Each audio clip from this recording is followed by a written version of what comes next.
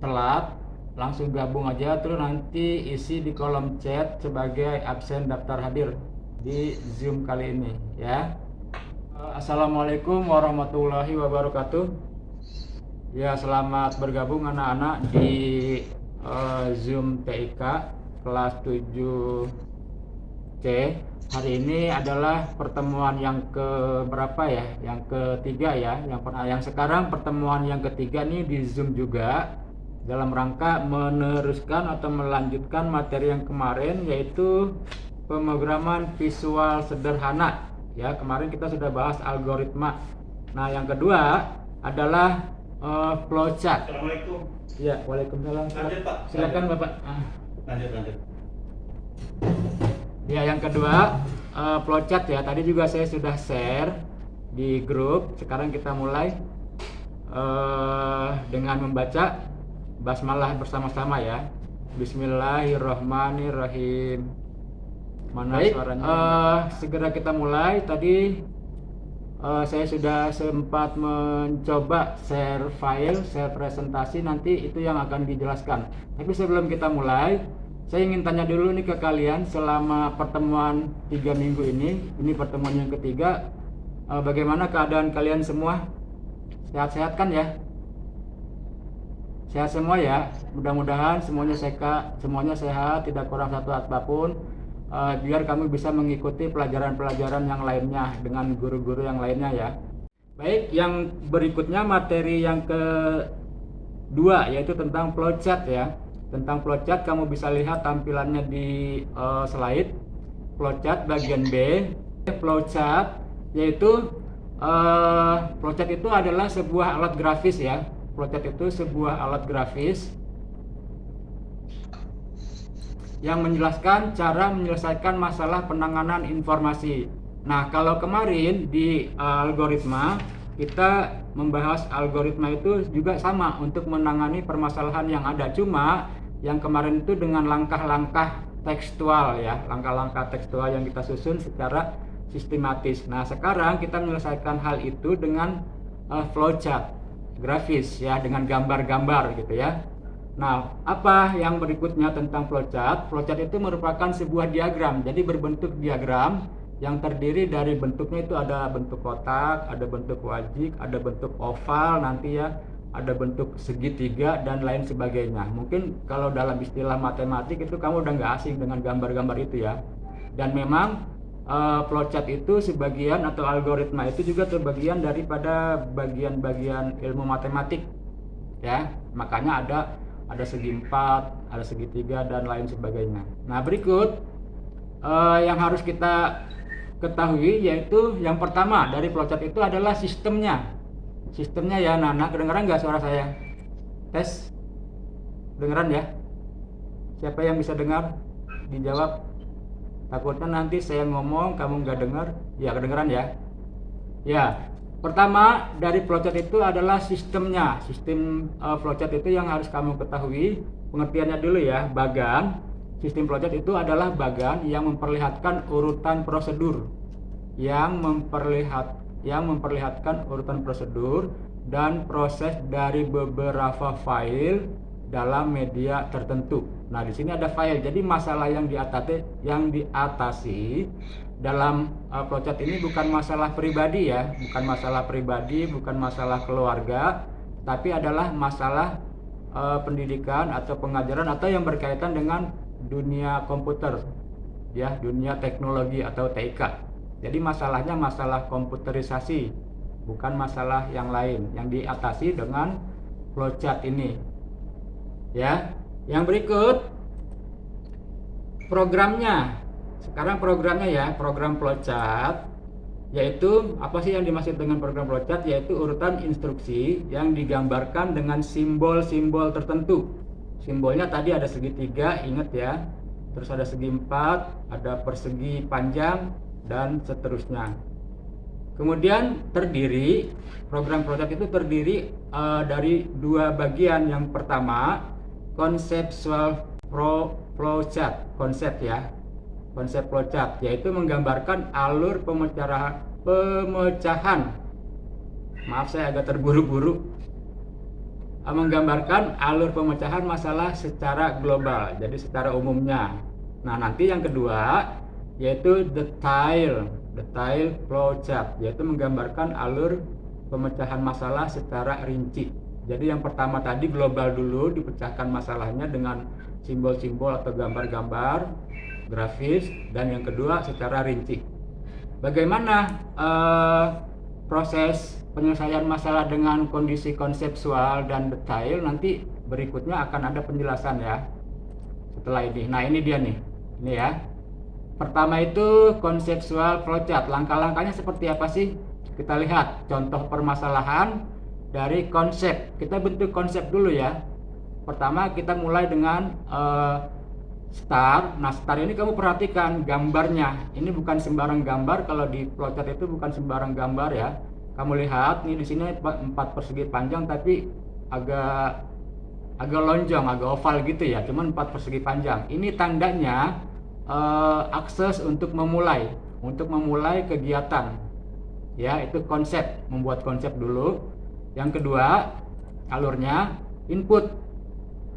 Tadi kan kalau konsep itu kita secara umum dulu ya. Setelah input lagi proses, dan kemudian ada output. Nah, kemarin di algoritma pun dibahas tentang input, proses, dan output. Contohnya kemarin itu makan ya. Inputnya makan itu kemarin apa? Cuci tangan, kemudian siapkan piring, lalu makan. Outputnya prosesnya makan, dan outputnya adalah kenyang hasilnya. Itu kemarin, tapi lewat langkah-langkah tekstual. Sekarang bentuknya gambar ya.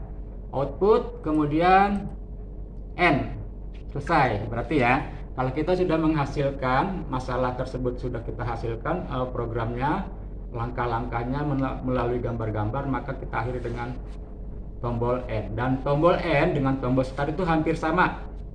Tombol mulai dan tombol mengakhiri itu hampir sama. Ini konseptual ya. Nah, yang kedua adalah konsep detail flowchart. Detail flowchart, lebih rinci. Bagaimana yang lebih rinci? Nah, di dalam gambar yang ini adalah menjelaskan langkah-langkah yang konsep flowchart ya ke dalam detail flowchart. Ini menyelesaikan masalah atau menjelaskan masalah di konsep. Pertama start, kemudian ada input ya, inputnya berupa data-data, lalu ada jumlahnya, contohnya itu 0 jumlahnya, kemudian ada fx, k sama dengan 1 to n, ini baru sampel ya, dan seterusnya input bilangan, berikutnya lagi ada jumlah sama dengan jumlah plus bilangan.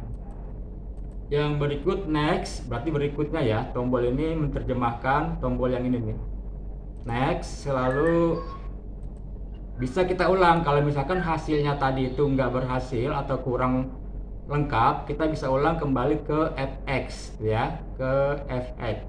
Kalau misalkan belum lengkap atau belum selesai, kita ulang. Tapi kalau sudah selesai, kita bisa lanjut ke bawah seperti ini, print jumlahnya ya, kita print.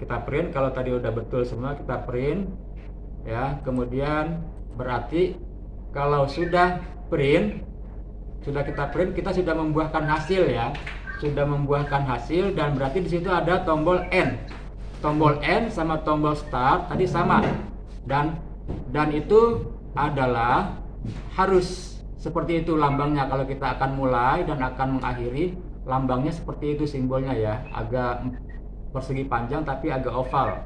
Nah, lain lagi nanti artinya yang miring ya, segi empatnya agak miring, terus segi empatnya 4 persegi panjang, ataupun nanti persegi 4, beda-beda fungsinya. Jadi yang harus kamu pahami adalah bentuk-bentuk simbolnya. Bentuk simbol oval nanti seperti apa, segi 4 seperti apa, 4 persegi panjang seperti apa ya. Jadi yang intinya kamu harus memahami bentuk-bentuk gambar tersebut, bukan teksnya. Yang dipahami bukan teksnya, tapi bentuk-bentuk gambar ya. Berikut nanti ada contoh-contohnya. Di Seran juga tadi saya sudah coba memberikan informasi tersebut ke kamu. Nah, sekarang yang ketiga, simbol-simbolnya nih yang harus kamu pahami ya. Yang pertama dari simbol-simbol itu bagian A ya, flow, direction symbol atau yang disebut dengan simbol penghubung.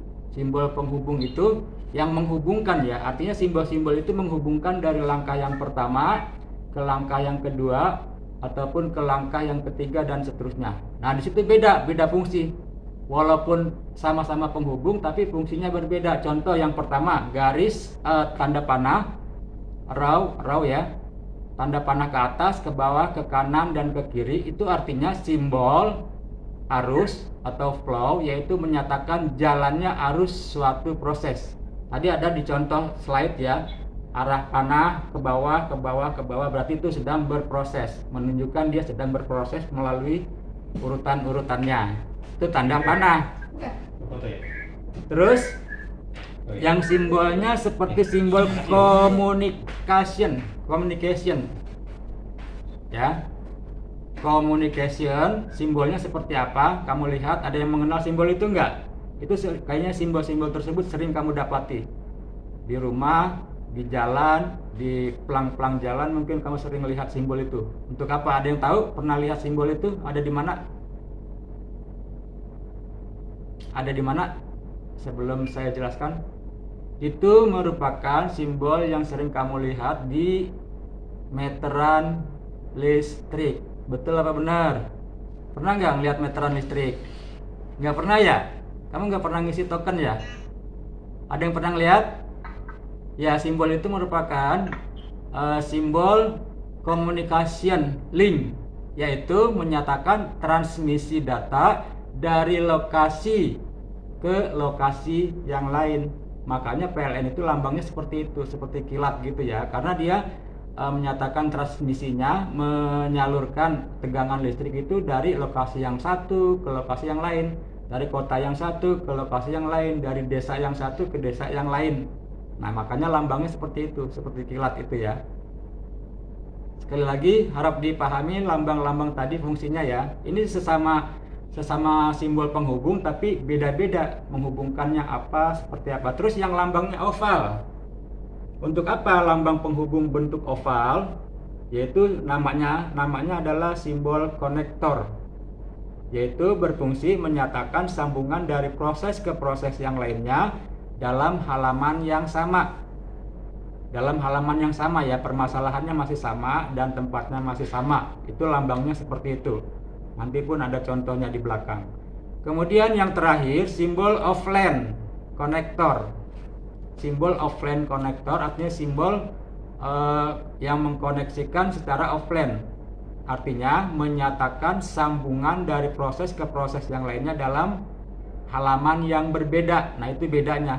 Kalau yang tadi yang agak oval, dia menghubungkan dari proses yang satu ke yang lainnya dalam satu halaman, dalam satu tempat.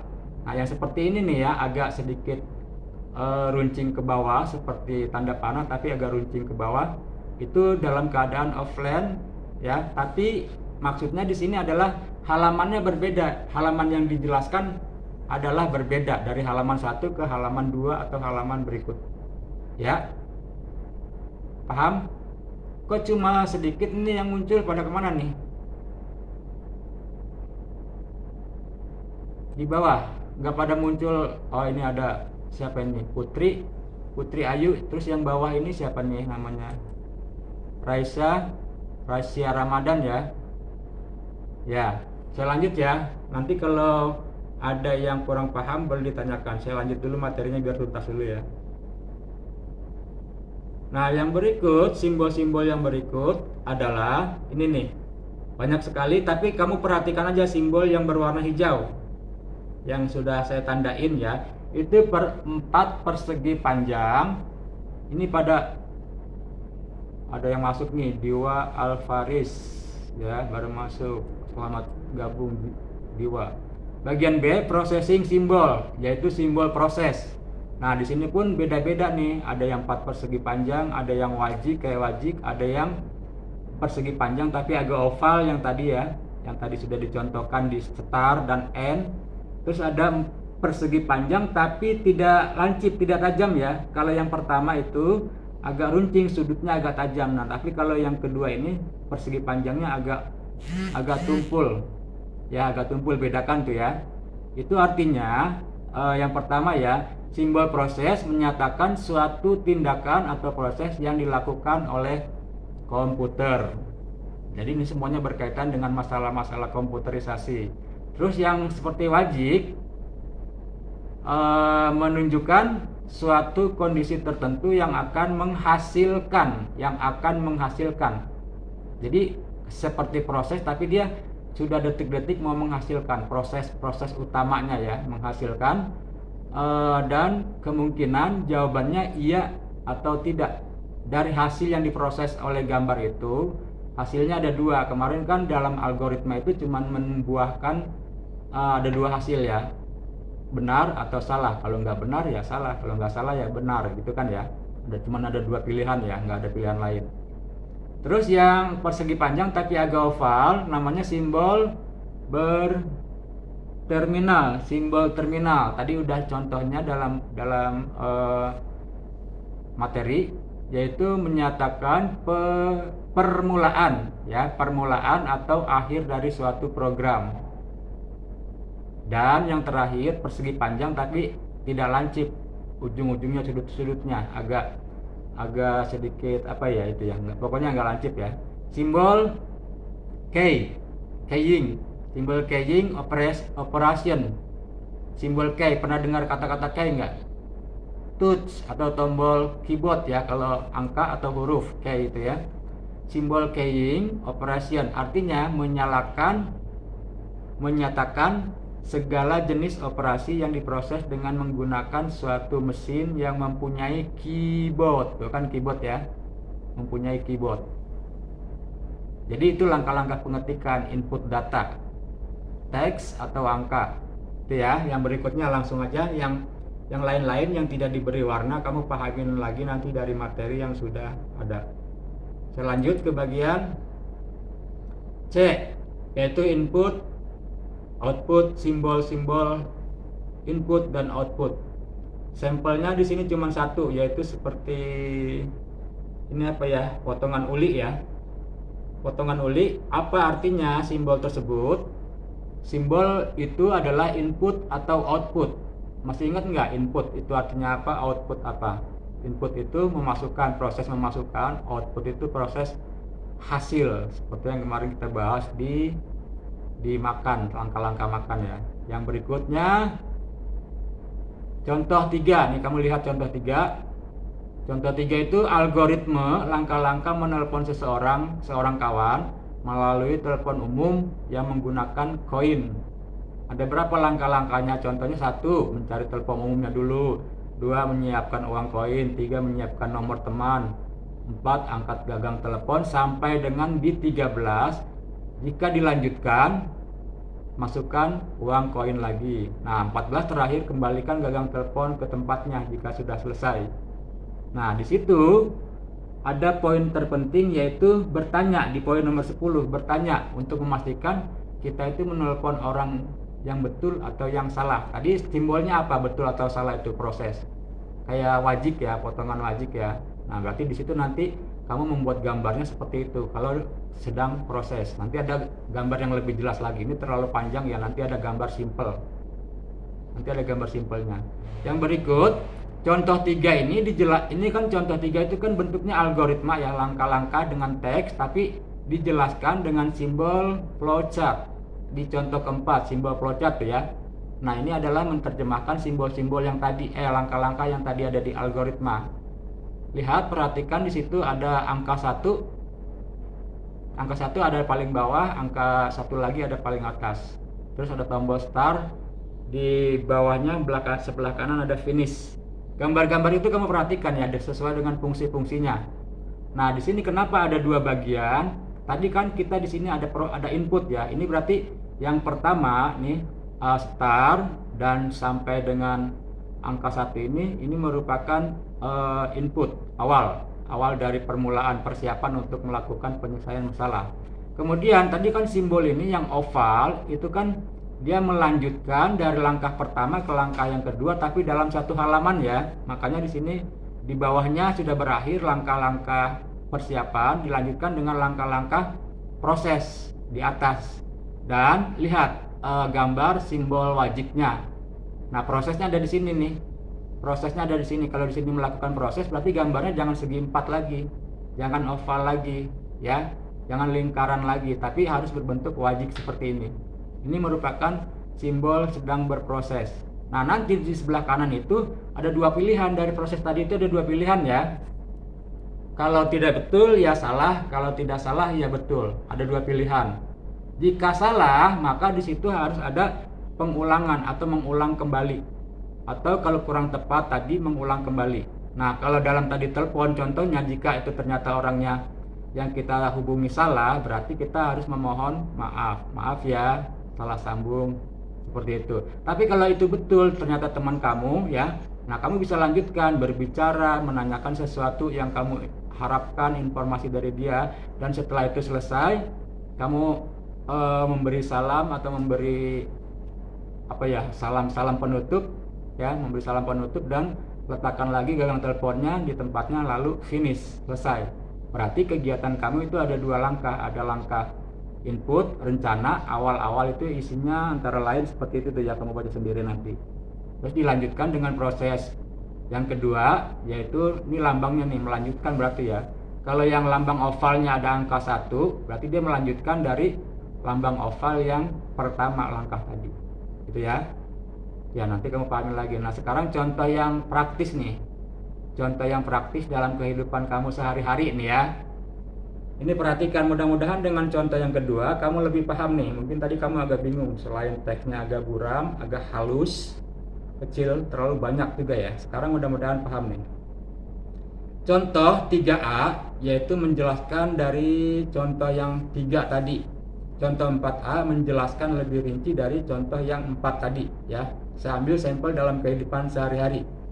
Contoh 3A itu algoritme. Ini bentuk algoritmenya ya. Algoritme langkah-langkah membuat jus mangga. Kan kalau dalam algoritma menyelesaikan masalahnya dengan teks, rumusan teks ya, langkah-langkah 1, 2, 3, 4, 5 sampai seterusnya. 1, siapkan mangga. Yang kedua, siapkan es batu. Yang ketiga, siapkan blender. Yang keempat, tuangkan es batu ke blender. Yang kelima, masukkan mangga ke blender. Yang keenam, hidupkan blender. Nah, berarti hidupkan blender itu proses. Kamu ingat proses tadi itu simbolnya apa? Simbol flowchartnya apa? Terus yang ketujuh, hidangkan jus tersebut di dalam gelas atau di mangkuk atau di tempat yang lainnya. Itu algoritmenya, langkah-langkah tekstual. Nah, sekarang biar lebih jelas, langkah-langkah tekstual tadi diterjemahkan ke dalam bentuk flowchart. Ya, ke dalam bentuk flowchart dengan simbol-simbol seperti ini. Perhatikan, di situ ada yang saya kasih warna beda, hijau, biar kamu paham. Kenapa hijaunya ada di bawah? Kenapa yang satu ada di atas?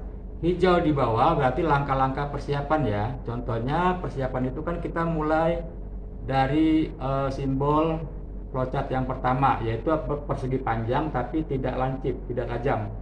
Sudutnya tidak tajam ya. Ini mulai ya. Kemudian siapkan mangga. Setelah siapkan mangga, siapkan es batu, siapkan blender. Nah, stop sampai di sini. Ini proses penyiapan, menyiapkan segala sesuatu yang ingin dikerjakan. Stop sampai di sini. Langkah pertama, dilanjutkan ke angka 1 ini. Kenapa angka 1? Ini angka 1. Tadi syaratnya atau fungsinya dari simbol ini adalah melanjutkan langkah 1 ke langkah berikutnya dalam satu halaman. Berarti dalam satu halaman, dalam satu masalah. Ya, cuman yang ini rencana. Nah, sekarang proses. Prosesnya bagaimana? Tuang es batu, masukkan mangga. Ya. Nah, terus setelah es batu dan mangga sudah dimasukkan ke dalam blender, baru proses. Nah, di proses itulah gambarnya yang berbeda, yaitu prosesnya gambarnya apa tadi? Seperti wajik ya, itu gambar proses. Berarti di sini prosesnya apa dalam membuat jus itu? Menghidupkan blender atau mengaktifkan blender. Nah, hasilnya ada dua pilihan. Ya. Jika belum halus, jika belum jadi jus, maka perintahnya adalah mengulang kembali jusnya atau dihaluskan kembali. Ya, tapi kalau sudah halus, kita bisa lanjutkan dengan kegiatan menghidangkan jus tersebut. Nah, kalau sudah dihidangkan berarti kita sudah menghasilkan, sudah ada output ya. Tadi kan inputnya dimulai, siapkan mangga, itu input. Terus mulai proses, yaitu melakukan pembuatan jus dengan menuangkan es batu, mangga, terus diaktifkan jusnya sampai dengan dihidangkan dan selesai. Ya, itu lebih mudah pemahamannya dibandingkan dengan yang atas tadi ya. Kata-katanya pun lebih familiar dengan kamu kalau yang ini ya. Mudah-mudahan bisa paham. Itu terjemahan dari yang contoh 3 tadi dan 4. Makanya di sini contoh 3A dan contoh 34. Itu penerjemahan dari simbol atau contoh-contoh yang tadi. Baik, itu yang bisa saya sampaikan dari sisi materinya. Ya, jika ada yang belum paham silahkan. Ada yang mau bertanya enggak? Saya tutup dulu ya slide-nya ya. Slide-nya saya tutup biar saya bisa melihat kamu secara keseluruhan. Ini ada 11 orang yang hadir. Ya, coba di-unmute dulu. Siapa yang mau bertanya? Kebetulan tadi dari Zoom-nya udah ada peringatan 10 menit ke belakang akan live. Jadi sebelum 10 menit nanti saya udah harus mengakhiri. Ahmad Dahlan masih aktif. Dahlan mana videonya? Ahmad Dahlan, nanti jangan lupa di kolom chat kamu isi nama kamu sebagai daftar hadir ya. Di kolom chat sekali lagi yang tadi belum dengar, isi nama kamu yang lengkap dan nomor absen berapa itu sebagai absen di Zoom. Kalau absen keseluruhan kan di link ya. Di link keseluruhan. Tapi ini khusus yang Zoom saja. Nanti ada nilai plus. Kalau yang ikut Zoom ada nilai plus. Makanya saya absen 2 kalau ada Zoom. Nggak ada. Anissa Putri mungkin ada yang bertanya. Ini bertanyanya ngerti atau bingung atau pusing ya dengan gambar-gambar tadi? Pusing, puyeng. Baik, nanti kamu pahamin ya. Kalau belum ngerti kamu pahamin materi yang tadi saya sudah share. Jika belum mengerti lagi kamu boleh nanya. Jika belum mengerti lagi nanti saya siapkan di classroom videonya ya. Baik, nggak ada yang bertanya. Kalau tidak berarti saya sudah harus mengakhiri ya. Sekali lagi absen jangan lupa, karena kalau kamu ikut Zoom tapi nggak daftar absen, nggak ikut absen, nggak isi absen tadi di kolom chat. Ini chatnya cuma satu, chatnya cuma satu.